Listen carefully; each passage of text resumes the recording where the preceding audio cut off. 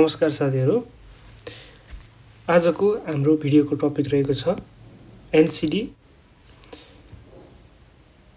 अब एनसीडी भनेको के हो भन्ने विषयमा छौँ। एनसीडी भनेको नन कम्युनिकेबल डिजिज हुन्, जुन चाहिँ एक व्यक्तिबाट अर्को व्यक्तिलाई विभिन्न माध्यम हुँदै सर्दैनन्। यस्तो रोगहरू के पर्छन् त भनेपछि डायबिटिज, हाइपरटेन्सन, अनि coronary vascular disease, chronic respiratory disease, mental health disorder, cancer, road traffic accident, trauma आदि चाहिँ नन कम्युनिकेबल डिजिजको स्पेक्ट्रममा पर्दछन्। कति छ त नन कम्युनिकेबल डिजिजको बर्डन भनेपछि यसको चाहिँ daily adjusted life year calculate गर्दाखेरि 51% आउँछ। अनि यसले चाहिँ एकदमै एक्सपेन्सिभ ट्रिटमेन्ट हुने, लङ टर्म ट्रिटमेन्टमा जाने र यसले चाहिँ फाइनेन्सियल बर्डनहरू बढाइरहेको हुन्छ। अर्को, यो चाहिँ लाइफ लङ जाने भएर यसले मोर्बिडिटी हुने, प्रोडक्टिभिटी घटाउने समेत गरिरहेको हुन्छ। तर यसमा यतिको बर्डन हुँदाहुँदै पनि यसको अर्को पाटो भनेको के छ त, it is highly preventable. Most of non communicable disease are preventable disease. यिनीहरूलाई प्रिभेन्सनको लागि डिफ्रेन्ट एक्सनहरू लिन सकिन्छ र they account for 66% of the death annually according to WHO 2018। भनेपछि हाम्रो मोर्टालिटीको 66% भनेको 2/3 चाहिँ के रहेछ, नन कम्युनिकेबल डिजिज रहेछ र 1/3 मात्रै कम्युनिकेबल डिजिज रहेछ भन्न खोजेको। Their burden is higher than that of communicable disease. अब यो पाइ चार्ट हेर्दाखेरि हामीले के गर्छौँ त, डिफ्रेन्ट खाले नसर्ने रोगहरूको करेन्ट प्रोपोर्सन अथवा अवस्था थाहा हुन्छ, जसमा कार्डियोभास्कुलर डिजिज हाम्रो 30% पर्छ, क्यान्सर छ, सिमिलरली क्रोनिक रेस्पिरेटरी डिजिज छ, डायबिटिज छ, अनि अरू नन कम्युनिकेबल डिजिज इन्जुरी छन्। तीमध्ये के रहेछ त, टप 4मा के पर्दो रहेछ भनेपछि कार्डियोभास्कुलर डिजिज, क्यान्सर, सिओपिडी र डायबिटिज पर्छ। यो क्रोनिक रेस्पिरेटरी डिजिजमा सिओपिडी र आस्थमा दुइटै पर्छ है। अब ट्रेन्डको कुराहरू गरौँ। ट्रेन्डको कुराहरू गर्ने हो भने सन् 2005 देखि 2016सम्मको डाटा हेर्ने हो भने ट्रेन्ड चेन्जिङ छ है। यो लेफ्ट साइडको रो चाहिँ हाम्रो 2015 को भने राइट साइडको रो चाहिँ हाम्रो 2016 हो। यसमा रेड भनेको कम्युनिकेबल डिजिज हो, ब्लू भनेको नन कम्युनिकेबल डिजिज हो। अब यो चार्ट सर हेर्दा पनि हामीलाई थाहा हुन्छ, 2005मा हेर्दाखेरि नन कम्युनिकेबल डिजिज 1 नम्बरमा छ, तर 2 र 3 नम्बरमा चाहिँ कम्युनिकेबल डिजिज छ। फेरि 4-5मा नन कम्युनिकेबल डिजिज आइरहेको छ भने 2016मा आइपुग्दाखेरि त नन कम्युनिकेबल डिजिजले 1 नम्बर, 2 नम्बर, 3 नम्बर लिइसकेको छ। त्यसपछि पनि तल 6 नम्बर, 9 नम्बर, 11 नम्बरमा पनि हाम्रो नन कम्युनिकेबल डिजिज नै छ।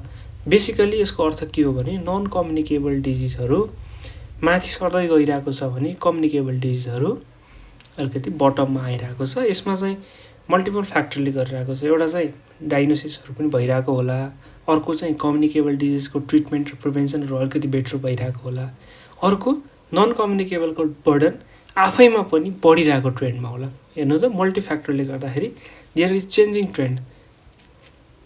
अब के हो त नन कम्युनिकेबल डिजिजको कजेस भनेपछि यसमा मल्टिपल फ्याक्टरहरू छ, जसमा चाहिँ चेन्ज गर्न मिल्ने र नमिल्ने, मोडिफाएबल र नन मोडिफाएबल फ्याक्टर भन्न आउँछ।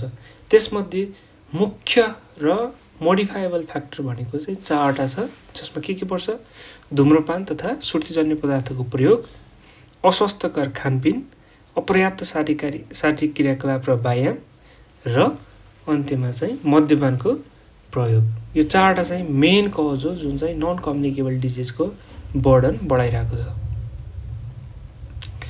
अब यो चार्ट हेरेर थाहा हुन्छ हामीलाई नन कम्युनिकेबल डिजिजको बर्डन कस्तो छ। यसलाई चाहिँ हामी के भन्छौँ त, tip of the iceberg. Tip of the iceberg मात्रै हामीले देखिरहेको छौँ सोसाइटीमा। माथि ल यहाँ छ है नन कम्युनिकेबल डिजिज भनेर देखिरहेको छौँ, जस्तो मुटु रोगहरू, क्यान्सर, है, सास प्रश्वास रोगहरू देखिरहेको छौँ।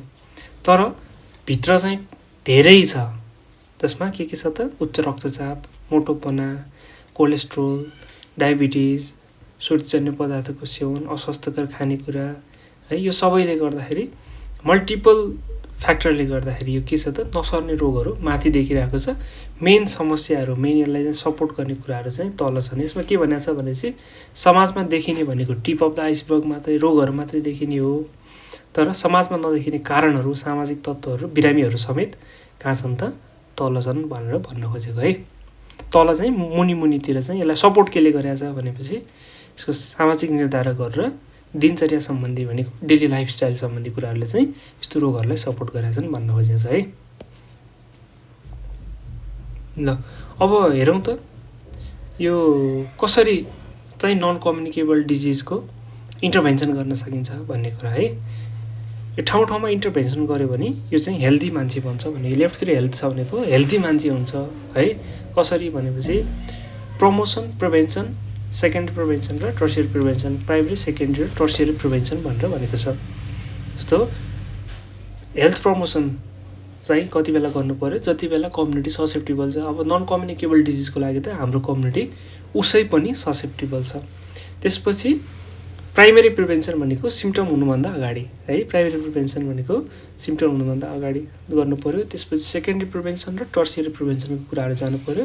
यो प्रिभेन्सनको मोडालिटीहरू हामी डिफ्रेन्ट क्लासमा डिस्कस गर्नेछौँ। त्यो भिडियोहरू हेर्नु होला है त, माथि आई बटनमा पनि राखिदिन्छु म, त्यहाँ हेर्नु होला। अब यो सँगै हामीले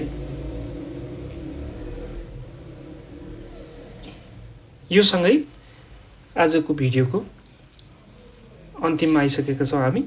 अब यस सम्बन्धी थप भिडियोहरू थप लिङ्कहरू मैले तल राखिदिएको छु नन कम्युनिकेबल डिजिजको टपिकहरू। त्यो टपिकहरू तपाईँको इन्ट्रेस्ट अनुसार हेर्दै जानुहोला र यस्तै भिडियोको लागि हाम्रो यो च्यानललाई लाइक सेयर र सब्सक्राइब गर्न चाहिँ नभुल्नुहोला। केही क्वेसनहरू क्वेरीहरू छन् भने कमेन्ट सेक्सनमा राख्नुहोस् र तपाईँले हेर्नुभएको छ भने कमेन्ट सेक्सनमा एप्रिसिएसन जनाइदिनुहोस्। मेरो लागि एकदमै हेल्पफुल हुनेछ। Thank you so much and see you again.